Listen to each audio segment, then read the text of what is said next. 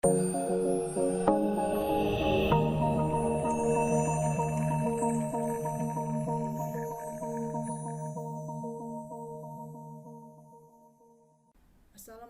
warahmatullahi wabarakatuh. Hari ini kita memasuki materi minggu pertemuan ke-11 untuk mata kuliah Metodologi Penelitian dan Penulisan Ilmiah.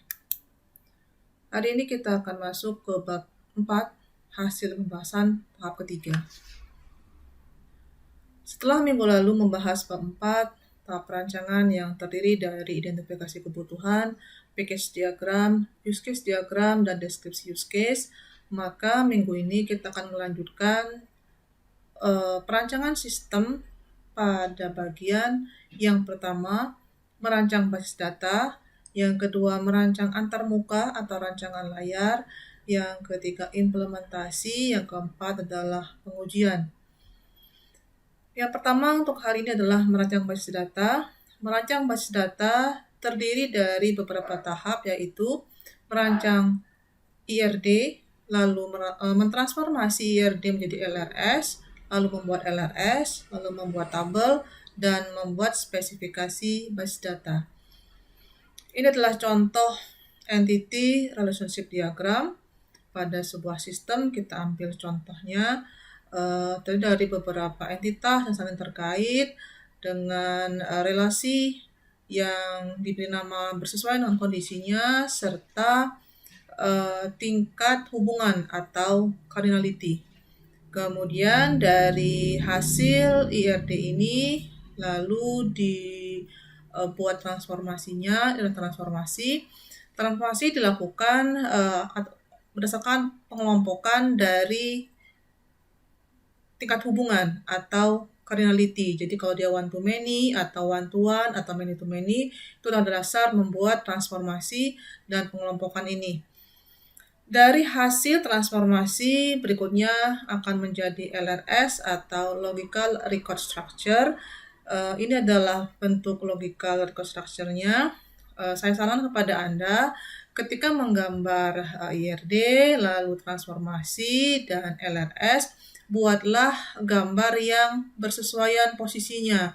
Artinya, jika misalnya sebuah entitas letakkan di sebelah kiri pada IRD, maka akan di sebelah kiri pula di transformasi dan akan di sebelah kiri pula pada LRS.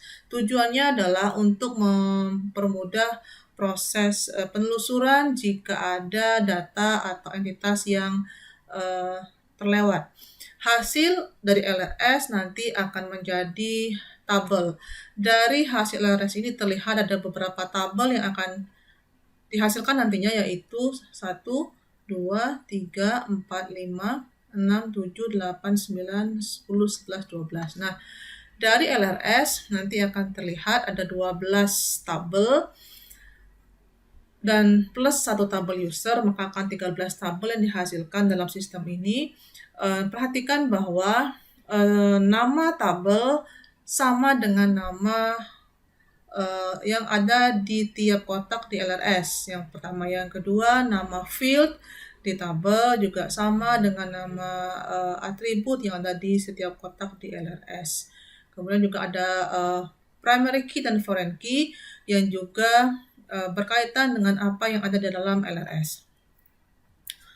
Lalu dari LRS tersebut kita akan menghasilkan tabel. Ini adalah tabel yang dihasilkan yang bersesuaian, baik itu nama tabelnya, lalu primary key, foreign key-nya, dan field-nya. Yang pertama adalah tabel user, yang kedua adalah tabel pemberi kerja, yang ketiga tabel pekerjaan, yang keempat tabel kontrak, yang kelima tabel isi, yang keenam tabel pengeluaran, yang ketujuh tabel bukti pengeluaran, yang kedelapan tabel pilih, yang kesembilan tabel detail transaksi, lalu tabel akun penagihan, lalu tabel tagihan, tabel penerimaan, dan terakhir adalah tabel bukti penerimaan. Lalu dari tabel yang dihasilkan maka akan dirinci dalam bentuk spesifikasi basis data. Ini adalah spesifikasi basis datanya.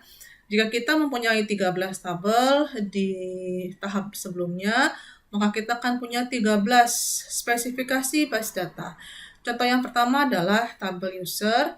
Perhatikan bahwa ada beberapa item yang dijadikan detail pada spesifikasi base data, yaitu nama file, media, isi, organisasi, primary key, panjang record, jumlah record, dan struktur tabelnya. Ini adalah nama file user, media hard disk, isi data user, index sekuensial, primary key-nya ID, panjang recordnya 87 byte. Ini didapat dari total semua lebar. Jadi dijumlahkan akan dihasilkan atau didapatlah panjang record yang 87 byte ini. Kemudian jumlah recordnya akan dihitung dengan rumus. Nanti saya yakin sudah pernah dipelajari sebelumnya bahwa ada 3 macam jenis file, itu file transaksi, file master, dan file detail transaksi. Nah, setiap jenis file itu punya rumus yang dipakai untuk menghitung jumlah record, maka jumlah record 12 ini pun sudah dihitung sesuai dengan jenis filenya. Ini adalah yang user ini adalah master ya, didapat jumlah record 12. Kemudian di dalam struktur ada beberapa detail yang digunakan. Yang pertama adalah nama field, yang kedua adalah tipe, ini tipe data. Yang ketiga adalah lebar, ini lebar yang akan disetting. Yang keempat adalah desimal, jika itu adalah tipenya angka dan membutuhkan desimal. Yang keempat adalah keterangannya. Field-field ini diambil dari field yang ada di tabel user. Ini adalah ID, nama, username, password, dan level. Anda desain tipe datanya yang sesuai untuk field-field tersebut. Anda boleh desain sesuai dengan kebutuhan sistem. Jadi ini tanggung jawabnya Anda sebagai pengembang sistem untuk mendesain apa tipe data yang tepat dan berapa lebarnya. Lalu jika dia memang tipe data ini adalah tipe data angka, integer atau float misalnya yang membutuhkan desimal, maka tambahkan desimal. Jika tidak, maka dibuat tanda strip saja. Lalu inilah keterangan. Keterangan ini adalah untuk menjelaskan apa atau kepanjangan dari nama field jika nama field itu menggunakan singkatan. Jadi ini adalah keterangan mengenai nama fieldnya. Contoh ID adalah ID user, nama adalah nama user, username adalah username untuk login, password adalah password login, dan level adalah level untuk hak akses. Lalu yang kedua adalah nama file pemberi kerja. Sama, ini pun diberi detail untuk media, isi, organisasi, primary key, panjang record, dan jumlah recordnya. Lalu ada desain atau struktur untuk filenya. Nanti inilah yang akan dipakai untuk membuat file-file di database-nya nanti, di aplikasi pembuat base datanya. Dibuat di sini adalah pemeriknya ID PK, nama PK, alamat PK, lalu notel, dan NPWP. Ini adalah keterangannya. Lalu ya udah salah nih ya, ini mohon diperbaiki nanti. Ini alamat PK bukan tanggal lahir ya. Kemudian ada tipe data yang dipakai varchar semua dan levelnya ditentukan sesuai dengan kebutuhan. Lalu ada pekerjaan, file pekerjaan, punya 3 field yaitu kode pekerjaan, nama pekerjaan, dan satuan. Lalu file kontrak ada 7 field yaitu kode kontrak, judul kontrak, nomor kontrak, nilai kontrak, tanggal awal, tanggal akhir, dan ID PK. ID PK ini adalah foreign key. Jika dilihat di LRS akan terlihat bahwa kontrak ini berkaitan dengan file yang lainnya. Lalu isi adalah file yang berasal dari hasil relasi many to many, maka untuk menjelaskan apa yang di dalamnya, Anda lihat di dalam IRD. Mari kita lihat contohnya.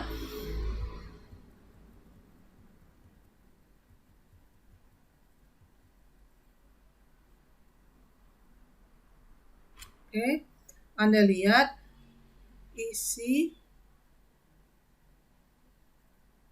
Nah, ini isi. Jika isi adalah relasi yang menghubungkan antara kontrak dan pekerjaan, maka ketika akan menjelaskan apa isi dari file ini, maka Anda gunakan dua buah entitas yang mengapitnya, yaitu entitas kontrak dan pekerjaan. Maka tadi ketika Anda menjelaskan isi filenya, maka dicantumkan data pekerjaan yang ada di dalam kontrak, karena yang mengapitnya adalah pekerjaan dan kontrak, itu contohnya. Lalu isi ada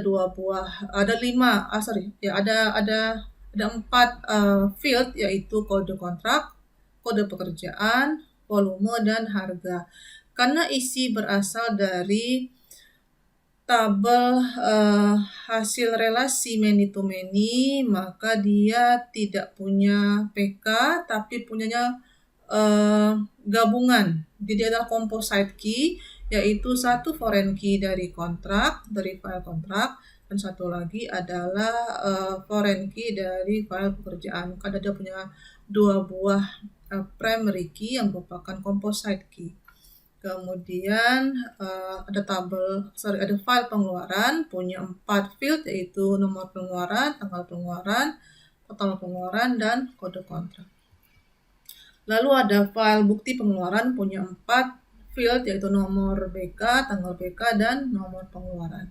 Lalu ada file pilih, ini juga adalah hasil many to many, maka isinya adalah data detail transaksi dalam pengeluaran. Artinya nanti pilih ini berada di antara detail transaksi dan pengeluaran. Sama seperti isi tadi, karena ini adalah hasil relasi many to many, maka primary key-nya ada 2, yang merupakan composite key, yaitu nomor pengeluaran plus nomor detail. Lalu detail transaksi ada 2 field, yaitu nomor detail dan nama detail. Lalu ada akun penagihan, ada 2 field, yaitu nomor detail dan nama detail. Lalu tagihan ada 5 field, yaitu nomor tagihan, tanggal tagihan, nilai tagihan, kode kontrak, dan nomor akun. Penerimaan ada 4 field, yaitu nomor penerimaan, tanggal penerimaan, jumlah penerimaan, dan nomor tagihan.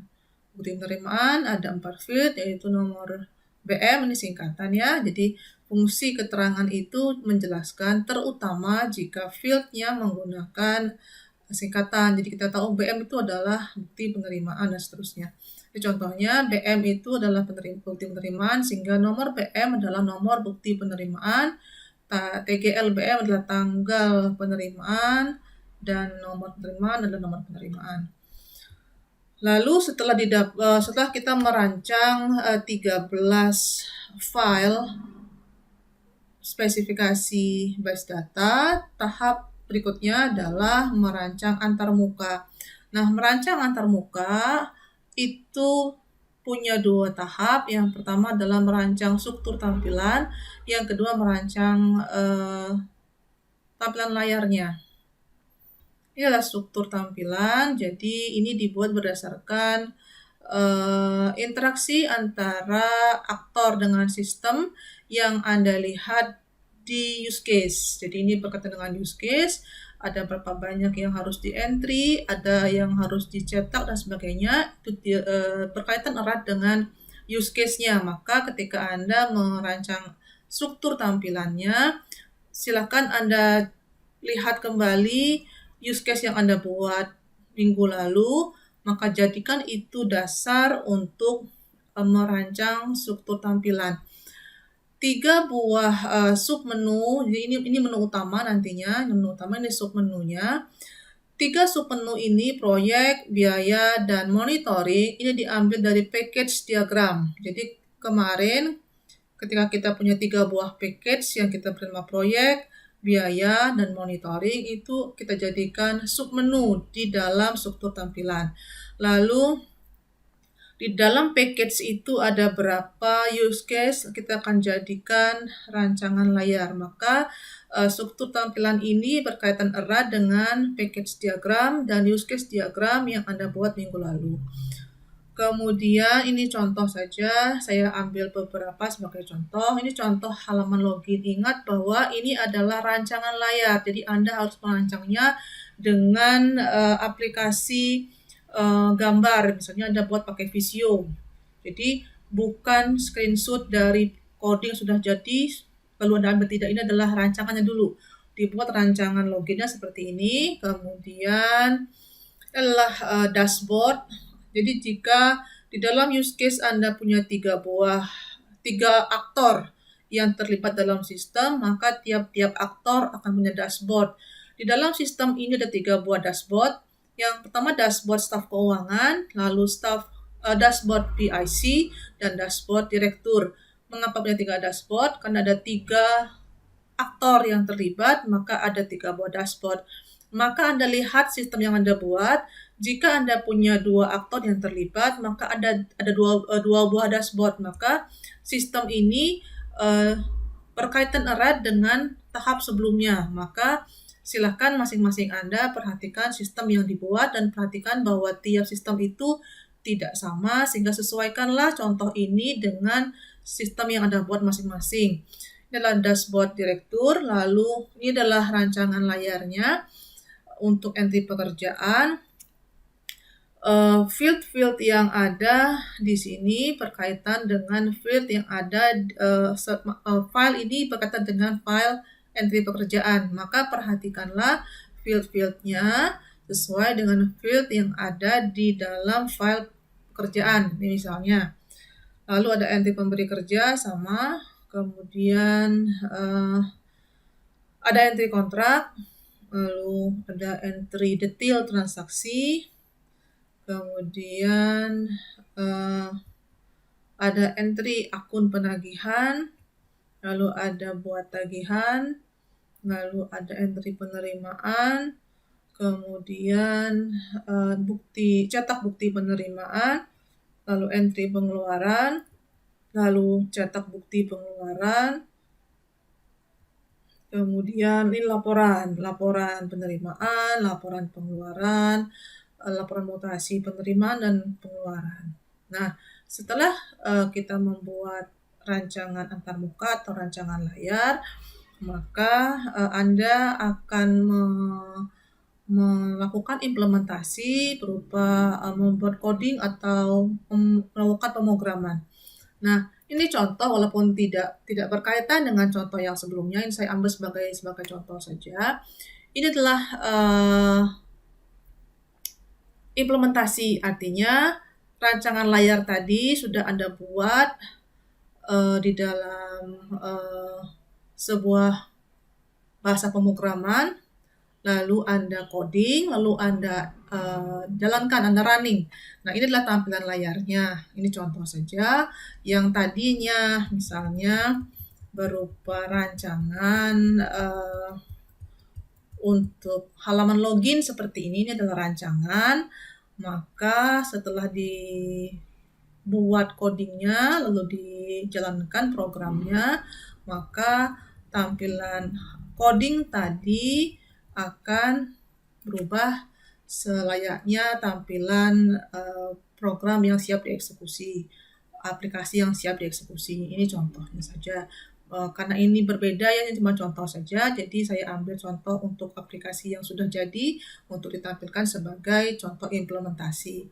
Ini contoh, nah ini contoh halaman dashboard. Nah, desainnya Anda atur sendiri, Anda boleh pilih sebagaimana apa yang Anda inginkan untuk tampil, silahkan. Dashboardnya mau seperti apa, mau menggunakan warna apa, silahkan Anda rancang dengan sebaik-baiknya.